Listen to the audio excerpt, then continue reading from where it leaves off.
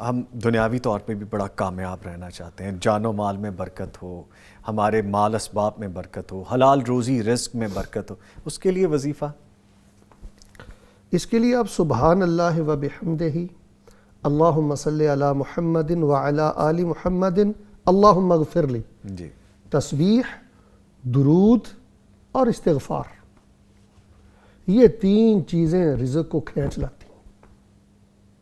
آپ یہ کثرت سے پڑھتے رہے، آپ اس کو 5000 دفعہ پڑھیں، 10,000 دفعہ پڑھیں، یہاں سے میں جاؤں تو پڑھتا ہوا جاؤں، آؤں تو پڑھتا ہوا آؤں، فیصل آباد سے میں آؤں، مجھے چاہیے تھا میں پڑھتے ہوئے یہاں آتا۔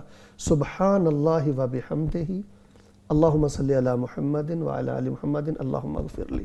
اہل علم جانتے ہیں کہ تسبیح میں کتنی طاقت ہے، رزق کے معاملے میں درود میں کتنی طاقت ہے، اور استغفار میں تو بہت زیادہ طاقت ہے۔ یہ تینوں کلمے آپ پڑھیں، اور اس کے ساتھ بات یہ ہے کہ تھوڑی سی ذہن سازی کی بہت زیادہ ضرورت ہے، صرف ذکر نہیں، ذہن سازی یہ ہے کہ یہ اللہ کا نظام ہے، ایک طبقہ غریب رہے گا، ایک طبقہ امیر اس کا رہے گا، سسٹم ہے، یہ امیری غریبی اللہ کی طرف سے ہے۔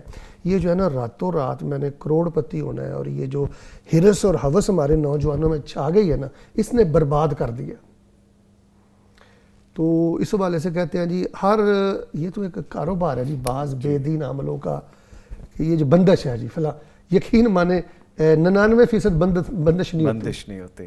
کہیں کوئی ایسا کیس ہوگا، کوئی کالا رشتہ دار ہے جس نے کوئی ایسا کالا کرتوت کیا، ورنہ یہ اتراؤ چڑھاؤ کاروبار میں رہتا ہے بالکل۔ اللہ تعالیٰ دیکھتا ہے، وہی بات ہے کہ آپ کو 60 سال ملے ہیں، 70 سال ملے ہیں، وہ ایک جیسا بیلنس نہیں رہے گا،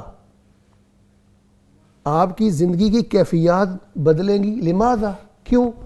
اللہ تعالیٰ یہ دیکھنا چاہتا ہے کہ جب میرے بندے کی وہ کیفیت تھی تب اس نے مجھے کیسے پکارا تھا، جب یہ کیفیت تھی تب کیسے پکارا تھا، اب اس کی یہ کیفیت، اب مجھے میرا ذکر کیسے کرتا ہے۔ تو یہ کیفیات آپ کی نوٹ ہو رہی ہیں۔ تو کاروبار کے حوالے سے یہ اذکار پڑھیں، اور تھوڑا سا اس ہرس اور ہوس کو اپنے دماغ سے نکالیں، اور بھی بڑی اللہ کی رحمتیں برکتیں ہیں، کھانے کے لیے روٹی تو ملتی ہے۔